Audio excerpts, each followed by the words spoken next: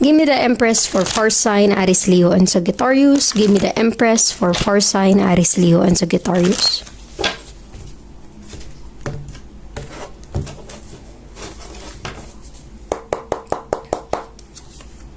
You have the Ace of Swords energy and air sign, and the Four of Pentacles on earth sign.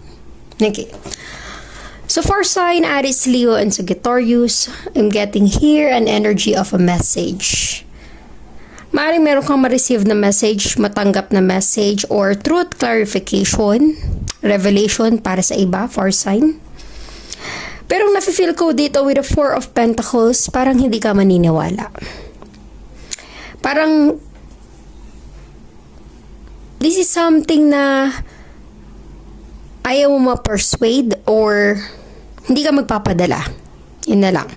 The Four of Pentacles is some kind of energy na hindi mo agad paniniwalaan kung ano man itong marireceive or matatanggap mo. Hindi ko alam kung anong energy ito, pero ito ay information or message na marireceive mo and hindi ka magpapadala or alam mo yung may sarili kang mga plano at desisyon sa buhay eh. This is something na information or message na magpapabago sa nakagawian mo, pero hindi mo ito hahayaan na mangibabaw or bumalakid sa mga nais mo for sign. Gaya nga nasabi ko kanina, ganun ka ka-dedicated. Para bang meron kang sariling prinsipyo for sign Aries, Leo, and Sagittarius.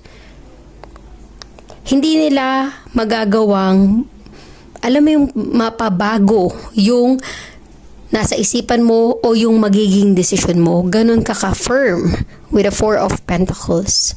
Pag meron kang ginusto, walang makakapigil nito. Kahit ano pang message or information yan or kahit ano pang pagpigil or paghadlang sa'yo for sign, gagawin mo ang nais mo.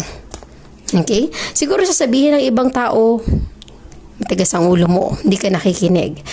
Pero alam mo sa sarili mo, for sign Aries, Leo, and Sagittarius, na nasa tamang landas or tamang daan ang tinatahak mo.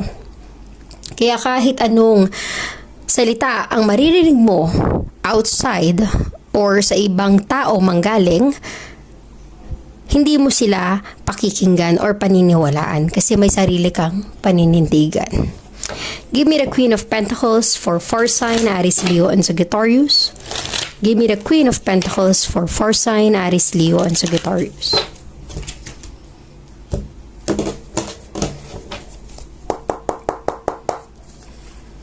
Two of Cups, a water sign. The Eight of Cups,